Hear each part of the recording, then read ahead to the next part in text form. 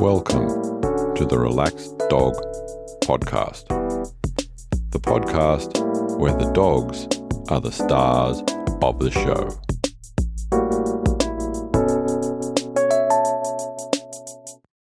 Welcome to episode 75 of the Relaxed Dog Podcast, sponsored by therelaxeddog.com.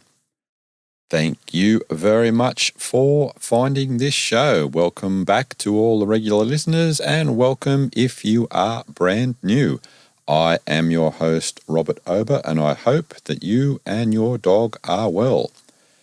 My guest this week is Billie Groom, and she's going to be telling us all about Tulsa.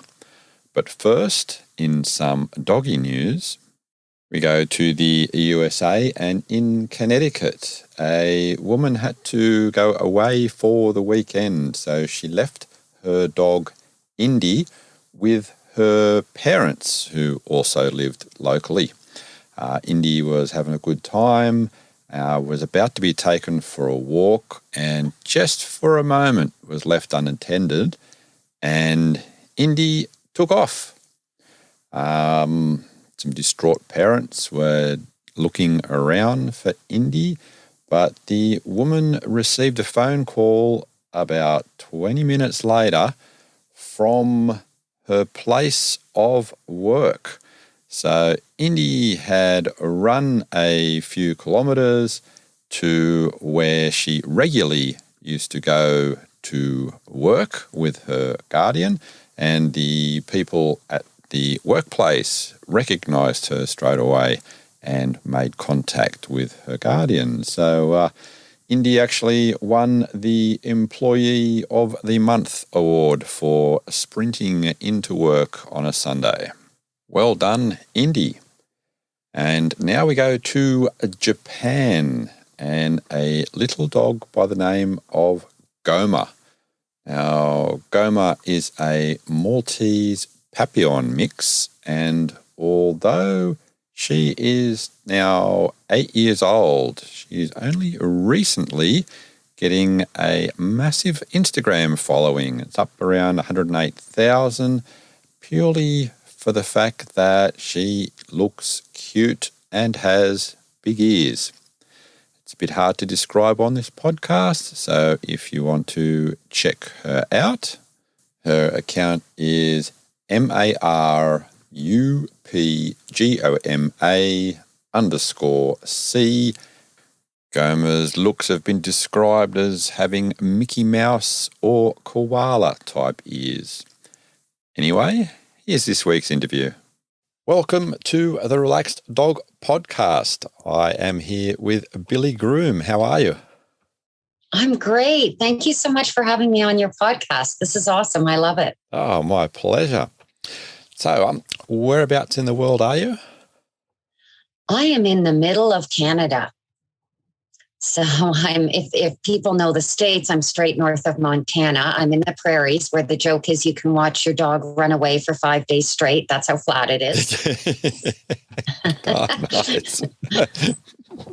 And who is going to be the subject of our talk today? Well, she is a little Mexican street mutt, and she started out with the name Susie, but her name is Tulsa. Tulsa. She was named after Don Williams' Living on Tulsa Time, because she tends to just live on her own time and make her own decisions. And I think that's the most interesting thing about her and most interesting part of this story. Oh, nice. So I'm going to ask you to take us back in time to just before you and Tulsa met and tell us about the hows and whys that happened. Yeah, that's going back. Well, for me, it goes back 30 years with being an animal advocate and rescuing dogs. But in relation to Tulsa, it goes back 4 years, almost to the day. I was with a friend of mine, David, who lives in at that time lived in a different province than myself. And we met down in Mexico to go to this spay and neuter clinic in Tulum. that was organized by a bunch of different rescue organizations and held by a group called VITAS, which is volunteer veterinarians that come and do spay and neuter clinics. So those are fantastic. I'm sure some of your listeners have been involved and know about them. If you haven't, I highly recommend it if they're still going on through this pandemic. But we were going down for 10 days to volunteer, and thousands of dogs went through that and cats. And one of the rescue organizations that I have a quite close affiliation with, called Help to Loom Dogs, was one of the organizers. And she asked me to come down to help with it. And yeah, it was great. So it was literally just before right now, 10 days ago. And we went down and we were staying in this condo, and oh my gosh, it was like a MASH unit, just so many people and dogs. It's such a great experience. And all these dogs were going through. And what happens is there's community dogs. So people bring the community dogs, or the volunteers go out and find them. And unfortunately, we do have to put them back on the street or give them back to the community because there's nowhere for them to go. But they get spayed and neutered and they get healthy. And if they need medication, there's usually somebody in the community that knows where they are kind of all the time. And the rescue organizations go out and feed them. And that's what happened with Help to Loom Dogs with Tulsa and her brother Poncho. So they were in the clinic and they were in this X pen. And I looked over to Kathy Rain. I said, what's with those two dogs? And she said, oh, that's little Susie and her brother Poncho. And so went over, and they were to be spayed and neutered, but little Susie, who's now Tulsa, was too sickly, too emaciated, too sickly. Her brother got neutered, but so we were there for a bit, actually. So when this all started, that was right at the beginning of being down there. And so we took them back to the condo that first night, and they actually never saw the street again. So they stayed with us in the condo that didn't allow dogs. And so we volunteered every day, 12 hours at this, and we took them back with us and ended up getting, they had all had their shots before because they have to have their shots to be spay or neutered anyway. And so all that had already happened. So fast forwarding, Poncho went with David back to British Columbia, and Tulsa came up with me in the plane with me because she was tiny enough. Can I ask, seeing so many dogs in that sort of similar condition, was there anything that you can pinpoint that had that, made you make that connection with Tulsa? It's a good one. Gosh, that's such a hard question to answer because there are so many. And there were others that I did feel for. There was a very, very large dog. He was good on the streets. He connected himself actually with a girls' private school, but he needed eye medication badly. And so I supplied all that to the school, and the girls of the school cared for him. And I just felt he was good there. It's also sometimes difficult for the airport I come into to bring back a really large dog for I would have if he needed it, but he's still doing fine to this day there. And then there was a really, really emaciated one, very sickly, that we put into the vet, and there's no way I could have brought her back anyway, but she ended up going with Help to Loom Dogs and is now in a home and is fine. And yeah, you're right. There's a lot of them that came were also dogs that the community people were caring for. Mm-hmm. So they did have homes, so to speak, and were cared for by someone. Yeah, it's tough. It's tough to know. But there was something, I guess, about Tulsa and Poncho, just the way that they were together there in that X pen. And I don't know. It's a look in a dog's eyes, maybe. I'm not sure. Mm-hmm. You get a connection.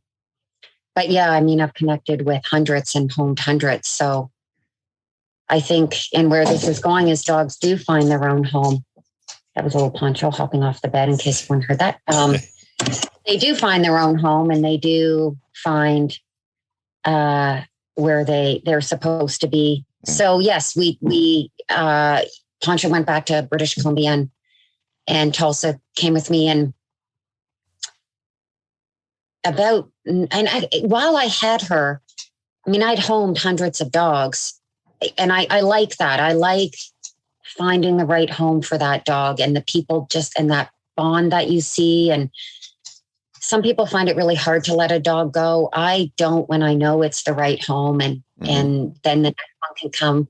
So in the time period that I had Tulsa, which was about 9 months, we went to the off-leash park, and she was good on walks, and she wasn't really big on people. She could take them or leave them. She certainly wasn't aggressive, or hugely nervous. She just, she was fine in the off-leash park and fine walking down the street. She just really didn't feel the need to take on any new friends. So happy in her own space. It was just her.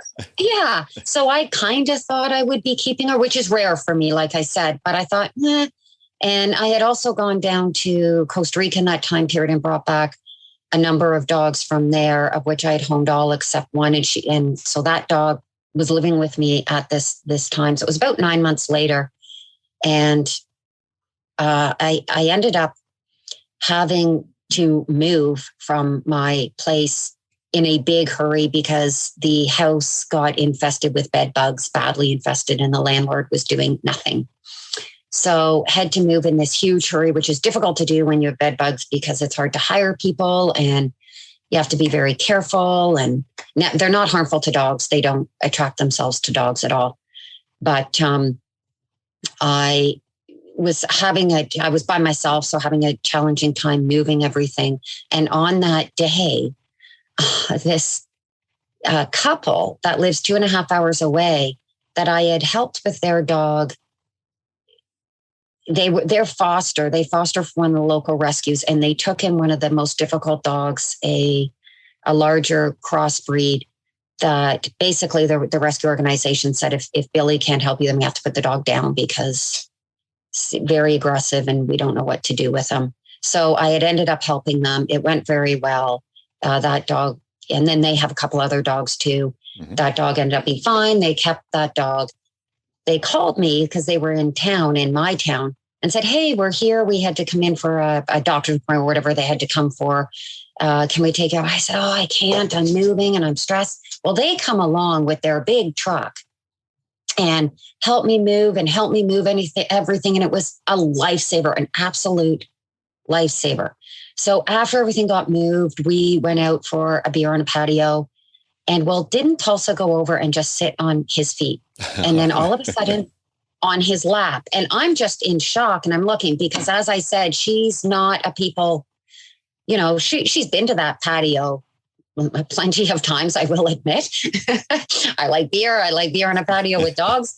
So she'd been there before. So she was comfortable there. She wasn't scared. She wasn't nervous. She liked the people around, but she'd never done that. And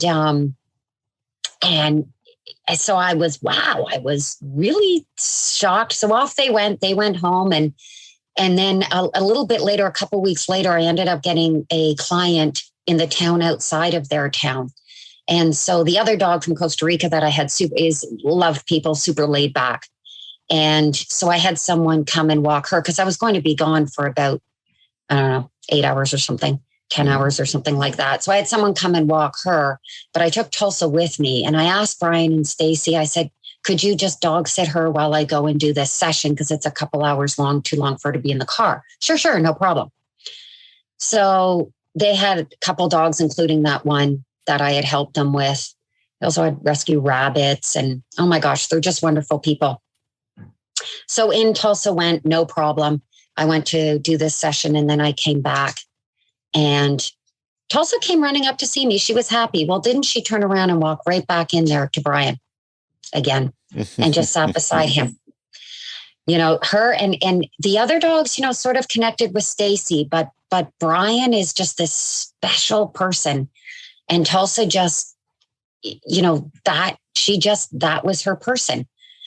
So I didn't think that they wanted another dog because they were quite a full household. But they did live somewhat in, an extremely small town in the prairies, means that there's country right behind you. And so they weren't in downtown in a city. But so I went back to the city where I lived, and they got a hold of me and said, we really would have liked it. I didn't know. So, then I drive out the next weekend, take Tulsa back again. And it was just magic. It's been, they came in with Tulsa to visit a couple months later, and she was happy to see me and saw her brother, and but she's Brian's dog. And when Poncho and David and I went out to visit them, just to go, I think it was David's birthday or something, we went out, and Brian was sitting there, and Poncho, who'd never met Brian, and Poncho dislikes people even more technically than, Tulsa doesn't dislike people. Poncho does. He's really picky. He went right up to Brian, jumped on his lap, and Tulsa wasn't even there. He didn't even know Brian was Tulsa's person. And, wow, it was incredible. That's the home. That was the home for her. And I'm just so pleased for her. And that's her story. That's Tulsa's story. And once I told them the story on her name, it's everything's on Tulsa time. I forgot to mention, one of their dogs was an old senior dog that they had contemplated a couple times, thinking that they were going to have to put to sleep because of just old age and sickness. They didn't. And then when Tulsa came along, almost within weeks, it was like 5 years came off this dog. They said it was amazing. This dog just came around, and Tulsa just changed their whole family dynamics. And then when I had my book signing, I actually had it in that same pub that originally I was talking about, the patio that we had been on. It's a dog-friendly pub. I had my book signing there, and they came with all their dogs. Sarge and Comet, the one that I had worked. Well, actually, I had never met Comet. I had worked with them from a distance, and they all came in, including Comet, who had been incredibly aggressive, and Tulsa, who doesn't like people. They're all in. Nice. It was just amazing. It was so amazing. Yeah. So can we just go back a little bit? That's such a huge story. Nice and heartwarming story. And yeah, you're right. Sometimes the universe works in weird ways, and dogs and people match up in unexpected journeys for both people and dogs, but it's just right in the end. Exactly. Dogs always know. And whether they, one needs one more than the other, sometimes things just work out. Mm-hmm. Very much so. So I was going to ask, going back on the initial return from Mexico with Tulsa. So what other, you had other dogs still when she first came back into your home then?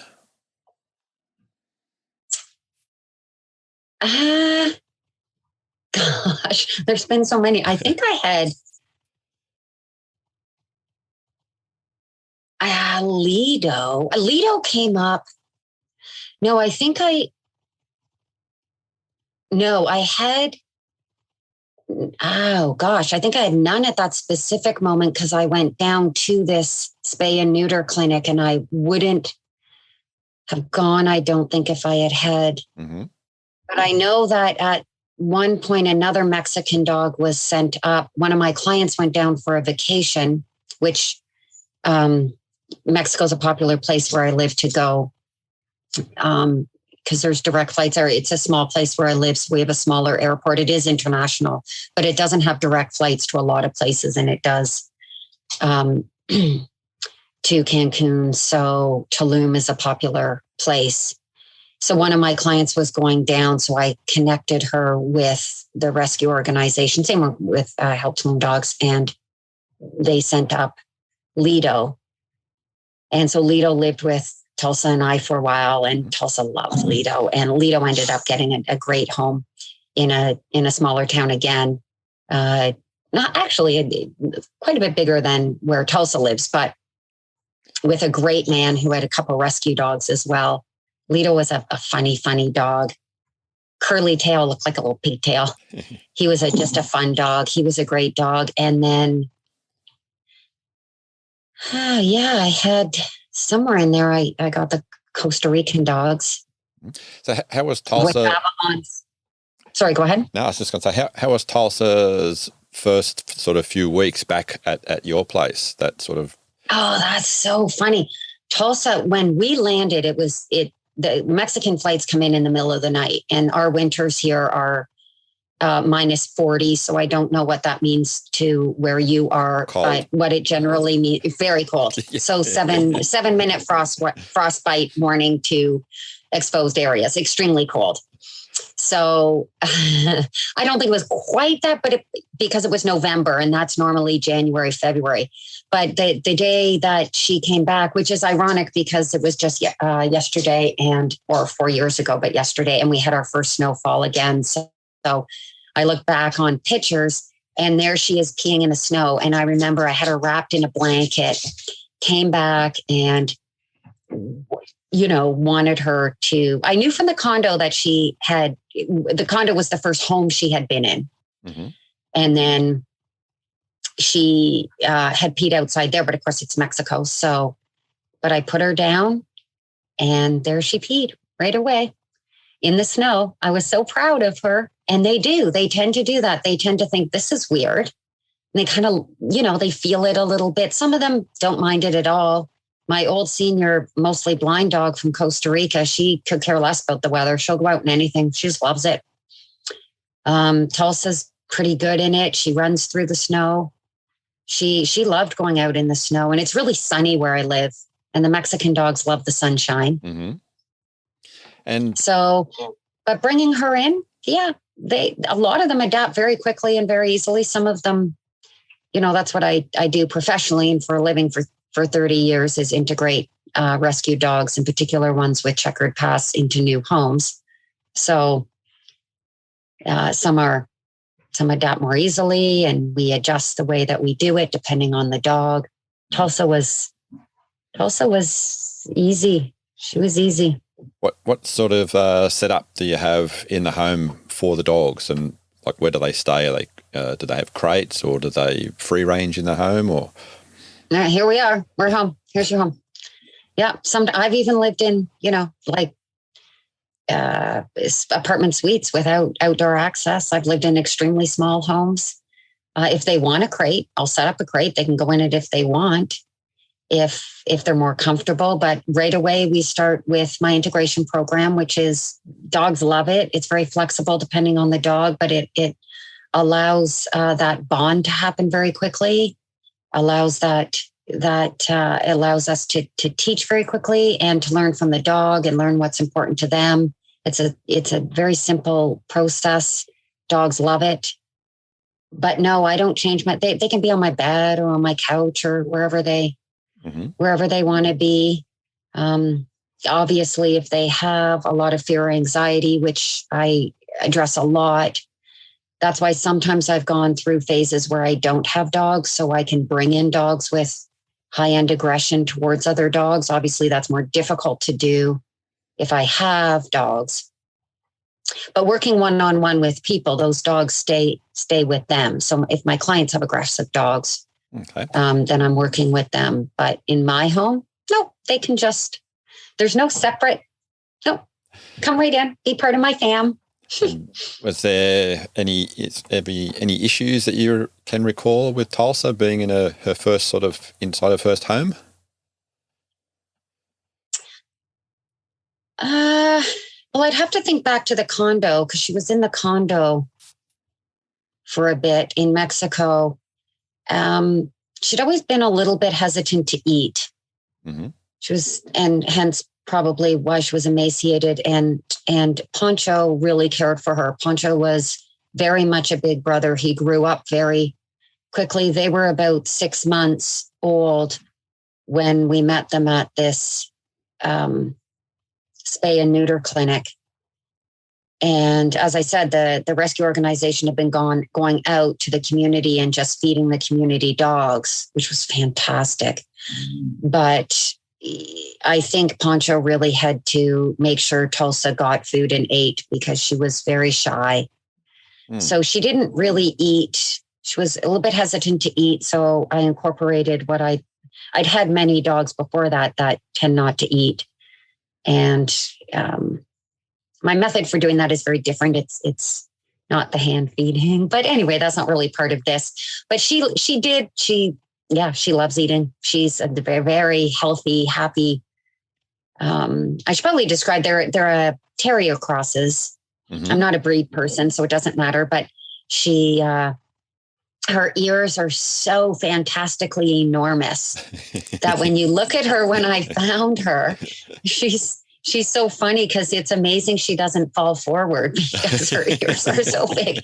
And these lanky legs, so did Poncho, these lanky legs and this long, thin tail and very thin and just, I would say that was probably, and then again, just being nervous to get close to people. Mm-hmm. But that, she was very happy in the off-leash park, which is a wonderful place for dogs to get used to people as well. Oh, nice. And she was never aggressive, so. Do you have any favourite games that she liked to play? She and her brother, they both like tug of war with toys, mm-hmm. And fetch and sort of deke me out. They love that. They're very much regular, happy family dogs. So you mentioned some toys. What? Any favourite toys? Well, I think stuffies, ones that are stuffied, not so much the squeakies, just the stuffied. Mm-hmm. And they go in phases on what ones they like and don't like, and some that they favor more as a pet. I would say Tulsa really liked her raccoon, and her raccoon was the only one that she didn't, chew as a toy, but more was a mate, right? I would say, or mm-hmm. they find their ones, and why, who knows? So funny how they do that. And going out for walks and things like that, what was her sort of like regular routine? Oh, well, my schedule's really not regular. So the dogs that live with me learn to just be flexible on schedule. And they quite like that, actually. It's really almost impossible for a lot of people, except possibly retired people, but even they can have busy lives too. But always, always the morning one was to the off-leash park. And then that got everything. It got my head cleared. We saw the other dogs and we saw our regular people that we loved, and she had her friends there. So that morning trip to the off-leash park was always the day setter and just super wonderful. And then after that, it was sporadic leash walks, or maybe we'd head back to the off-leash park again, depending on how my day was. Okay. What about hiking and things like that? Did you do much of that with you? Yeah, hiking in Saskatchewan is interesting because, like I said, it's just one big long field. There's not really any hills here, or sort of. There's a lot of. There's a man-made one. We have one of the largest man-made lakes, and there's a big path around that, and we'll walk around that, and lots of people walking their dogs. Mm-hmm. Where she lives now, they do take her out just past their. They have a large yard area. It's not a yard, it's an area. It's all fenced. But once they go past that, they're out to the country, and they go out there. And like I said, they can just run because you can see them forever, and they can see you, and there's no traffic, and there's wildlife, but they're fast. Mm-hmm. So you mentioned wildlife. Any interesting encounters with other species? We live in the most interesting city. And when I moved here, I'm not from here. When I moved here, you almost think you're on some kind of weird hallucinogenic trip because there's these rabbits everywhere. They are rabbits they live in the city, and they live in the outskirts of the city.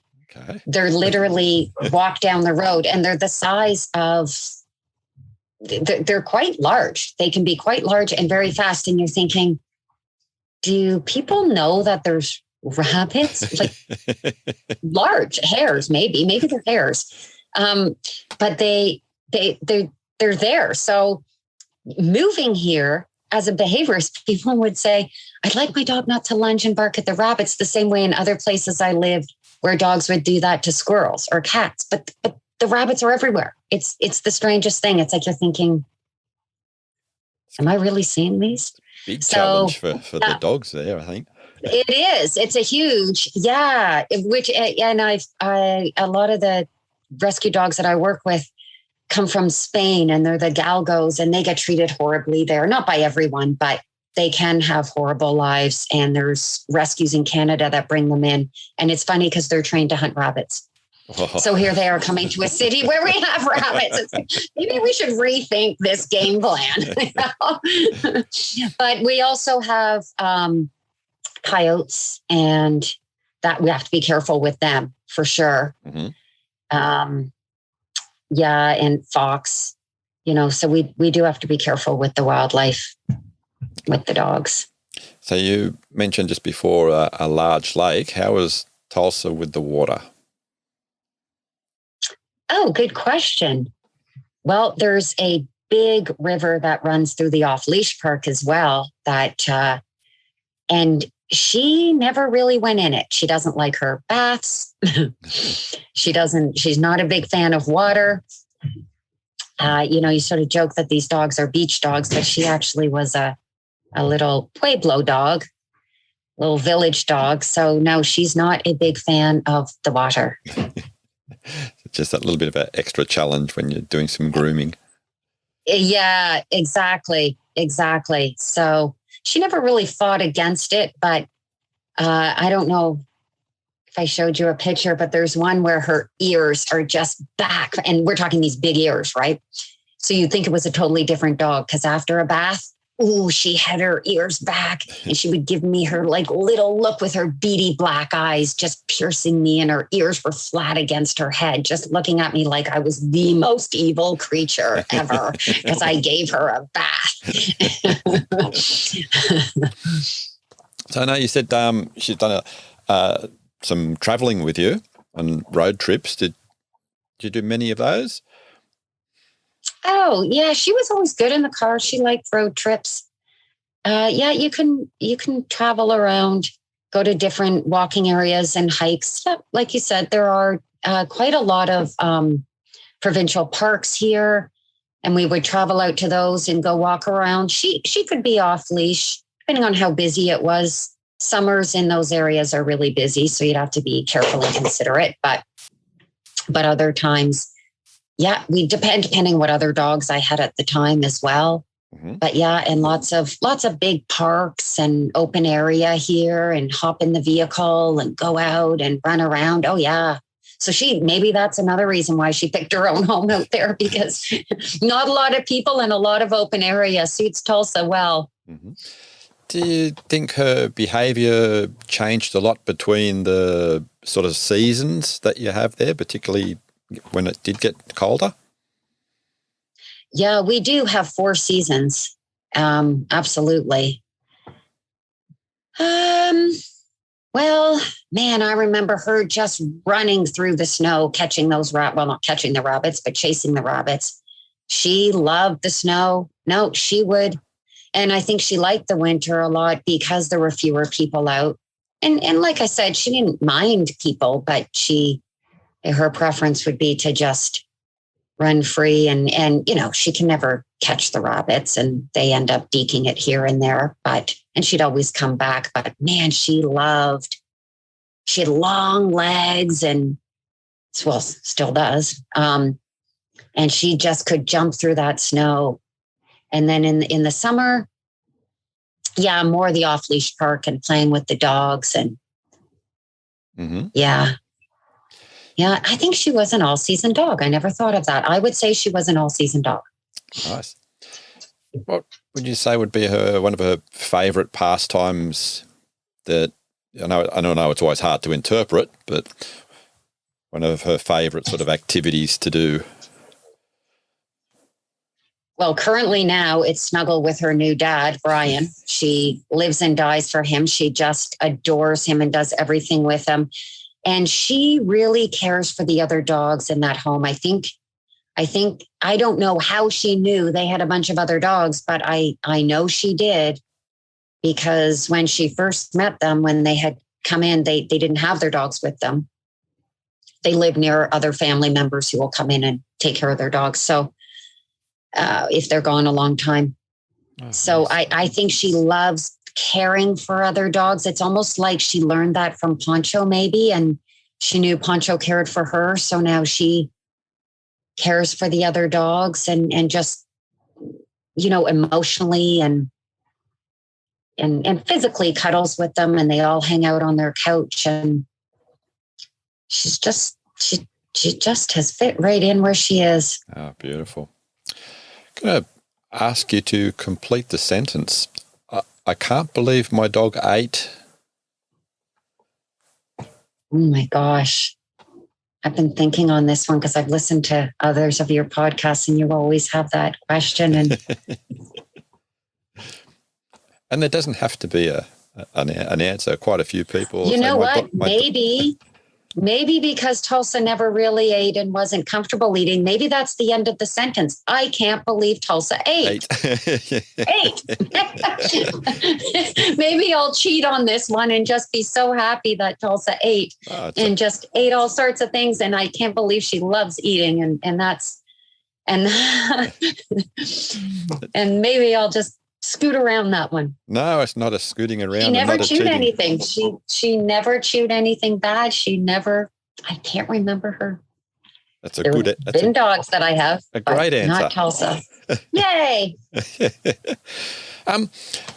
So with maybe both places that you've had that she stayed at, did she have find herself a favourite spot in the condo or in the house, or inside, outside?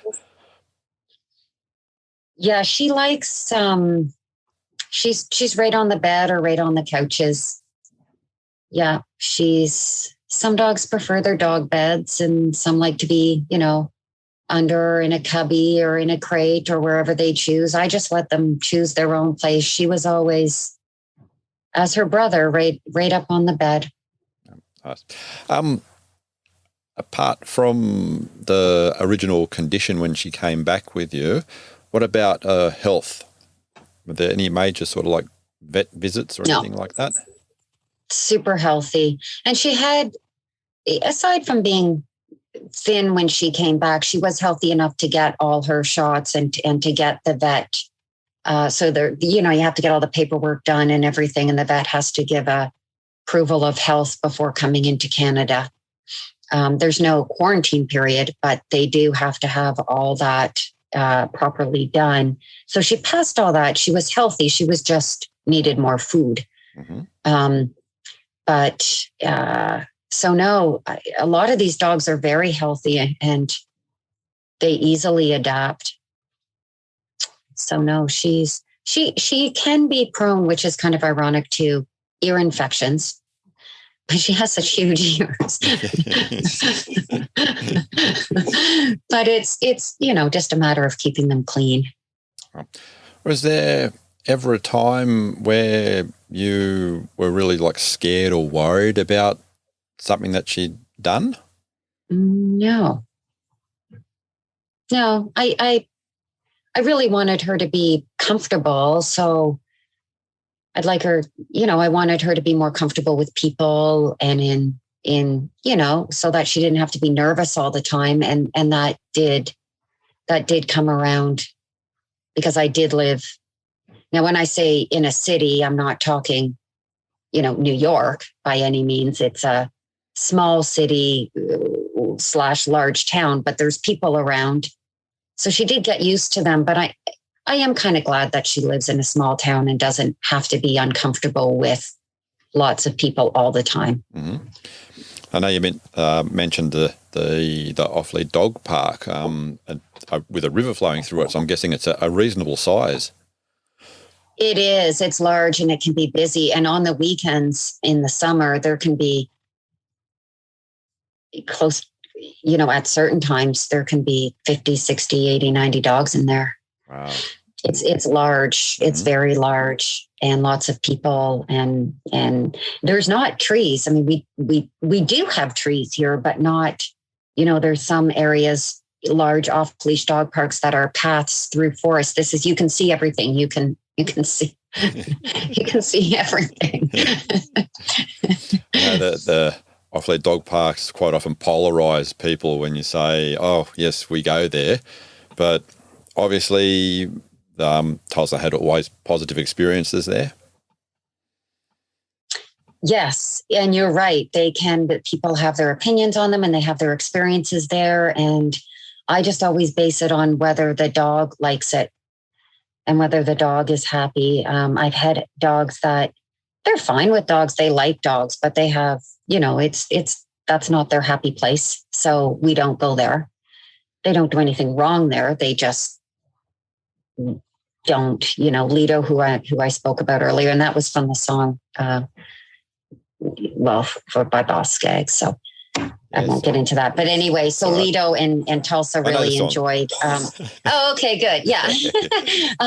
So they really enjoyed the off-leash park together. And I do think it helped her get used to people. Mm-hmm. Did they have any sort of like special doggy friends there? Yeah, I think that's a neat thing about the dog park too, is some people do find the time of day that they go that's best and has their groups. And, for me, it's almost my second home. It's my office. I do a lot of training there, whether it's on the outside of the off-leash park or in the off-leash park. So I know a lot of people there. It is a comfort zone. And yeah, it was such a pleasure now that I'm thinking back on it, going with her. She was so fastest dog. Everybody loved watching her run. Mm-hmm. She loved the galgos. I would take her there because the galgos are extremely fast, extreme, like they're 60K, like they're very, very 60 miles an hour. Anyway, they're extremely fast. So was she, would you say she preferred chasing or being chased?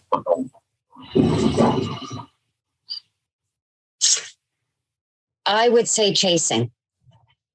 Good question. I would say chasing, but she had her friends and the dogs that she knew. It was back and forth and it didn't matter. And and she'd even slow down for the slower dogs.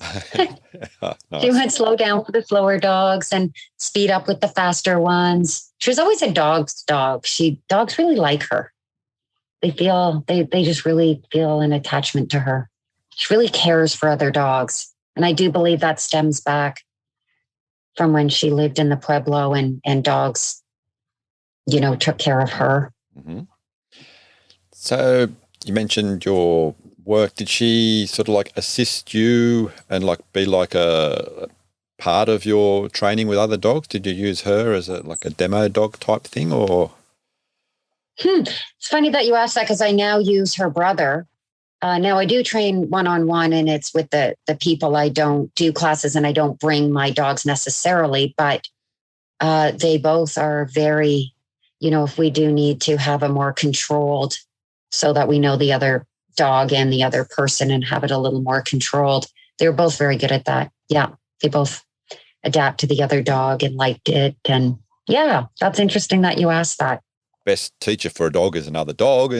Yeah, it's true. It's once we're in the area that we're working. So we go to, there's a lot of, being Canada, there's a lot of ice rinks, public ice rinks that are just open.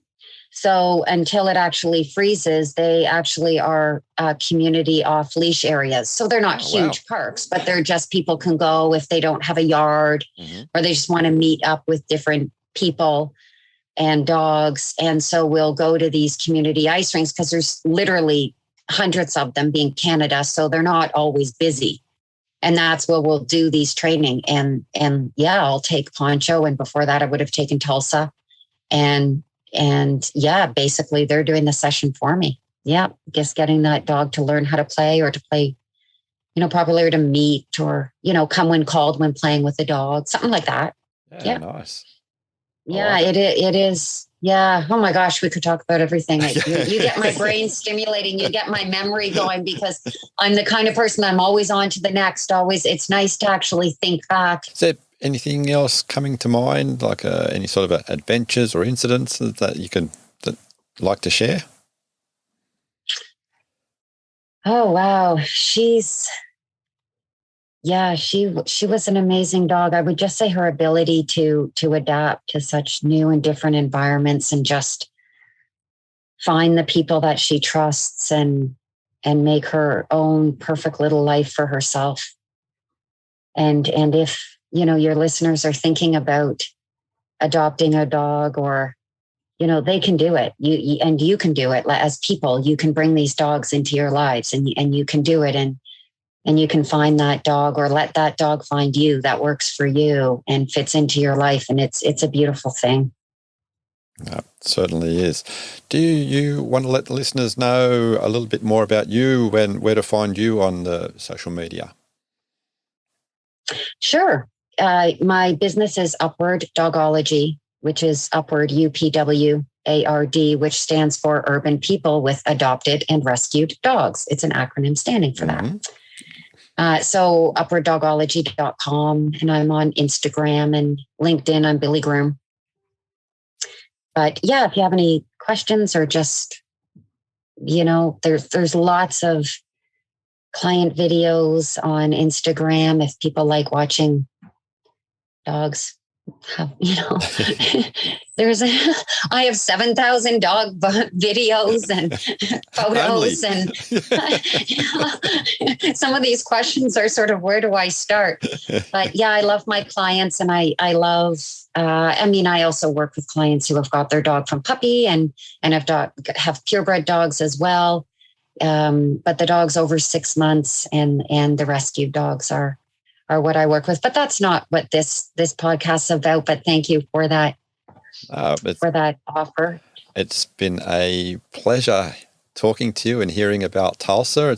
It is a little bit different because Tulsa sort of moved into your life for a period of time and then has happily found the next sort of level and area where she's going into. So, well, thank you for accepting Tulsa as the featured dog for that reason, because she currently isn't my dog, but in my heart she is. In my heart she has a special place. She's a great dog. Thank you so much, Robert. Absolutely. Take care. Thank you again.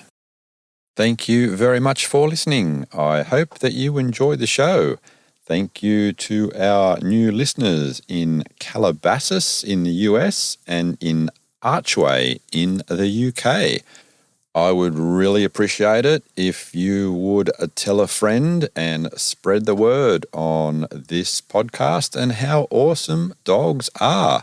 If you want to go the extra step and leave a review on whatever platform you're listening to, it would also be appreciated.